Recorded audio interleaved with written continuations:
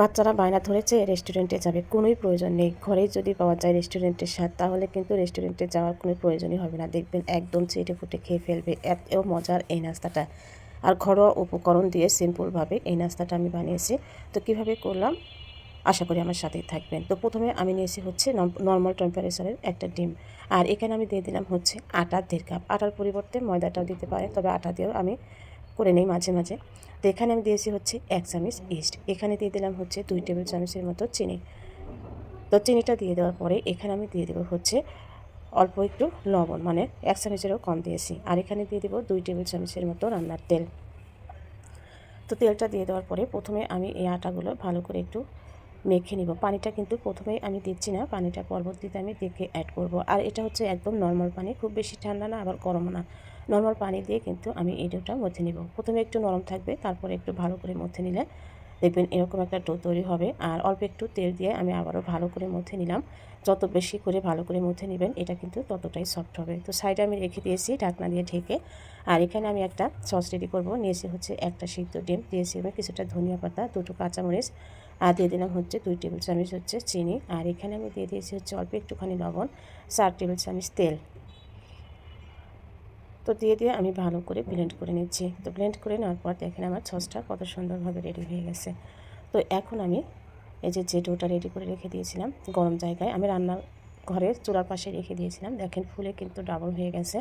এখন আমি এই ডো দিয়ে নাস্তাটা বানাবো। তো আমি কিছুটা আটা নিয়ে তারপরে ডোটা নিয়ে ভালো করে মথে নিব। আবারও কিন্তু ভালো করে মথে নিতে হবে।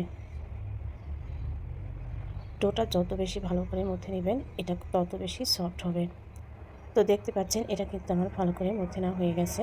এখন আমি একটু লম্বা শেপ দিয়ে এটা আমি আমার সাইজ মতো কেটে নেব।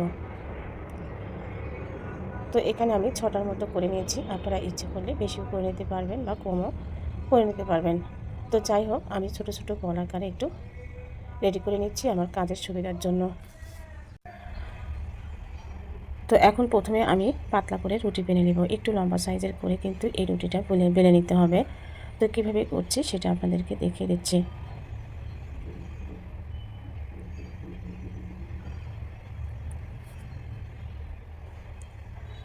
তো পাতলা করে কিন্তু আমি রুটিটা বেলে নিয়েছি। এখন আমার লাগবে হচ্ছে এরকম একটা পাইপের মতো কোনো একটা জিনিস।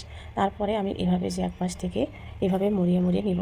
মুড়িয়ে নেওয়ার পরে এখন দেখেন যে দুই পাশ থেকে এভাবে কিন্তু আমি চাপ দিয়ে এক পাশে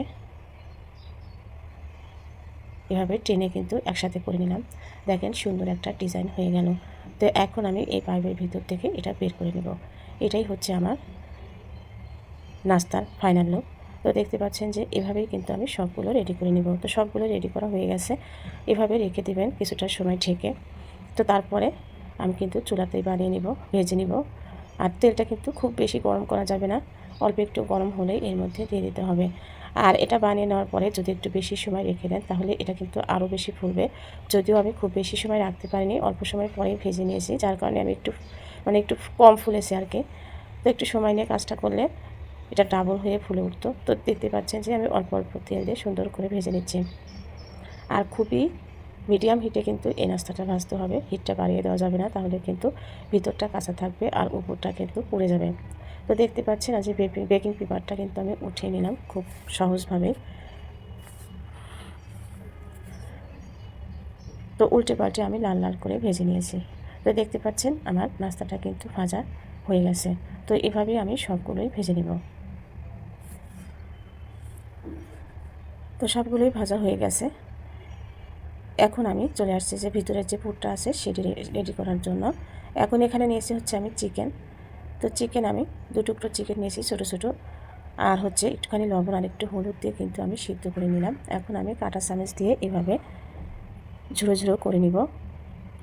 তো করে নেওয়ার পরে এখন আমি যে নিয়েছি হচ্ছে গাজর, অল্প একটুখানি পাতাকপির ভিতরের অংশটা নিয়েছি, সস, চিকেন, আর হচ্ছে সেই মেয়োনিজ, আমি যেটা সসটা রেডি করলাম সেটা। তো এখন দেখতে পাচ্ছেন যে আমি কিছুটা মেয়োনিজ অর্থাৎ সস দিয়ে দিলাম। এখানে দিয়েছি হচ্ছে তেঁতুলের সস 2 টেবিল চামচ দিয়েছি, অল্প একটুখানি গাজর কুচি, অল্প একটুখানি পাতাকপি কুচি দিয়ে ভালো করে চিকেনের সাথে মিশিয়ে নেব। তো আমার ভিতরের পুরটা কিন্তু রেডি। এখন আমি মাঝখানে কেটে নেব। তো এভাবে মাঝখানে কেটে নেব। কেটে নিয়ে আমি একে একে ভিতরের যে পুরগুলো আছে সেগুলো সুন্দরভাবে দিয়ে দেব। দেখবেন যে এভাবে যদি আপনি ডেকোরেশন করে বাচ্চাদের দেন, তারা বুঝতেই পারবে না যে এটা আপনি বাসায় তৈরি করেছেন। মনে করবে যে সে রেস্টুরেন্ট থেকেই কিনে এনেছেন। তো এখন দেখতে পাচ্ছেন যে এই যে লেটুস পাতা দিয়ে দিলাম আমি অল্প একটুখানি। আর এই লেটুস পাতা কিন্তু আমার বাসার টবের মধ্যেই আমি বুনেছিলাম, সেটা থেকেই আমি কয়েকটা পাতা ছিঁড়ে এনে এনেছি। তো এখন দেখতে পাচ্ছেন যে চিকেনের যে পুরটা রেডি করেছি সেটা আমি অল্প অল্প করে এর মধ্যে দিয়ে দিচ্ছি। আপনারা আপনাদের পরিমাণ মতো দিয়ে দিবেন।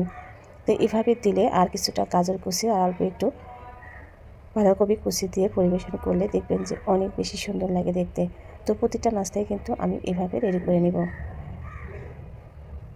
দেখেন, সামনে যেহেতু রোজা, আপনারা কিন্তু রোজার মধ্যে নাস্তা হিসাবেও এটা বানিয়ে নিতে পারেন। অসম্ভব সুন্দর দেখতে আর খেতেও অনেক বেশি ভালো লাগলে।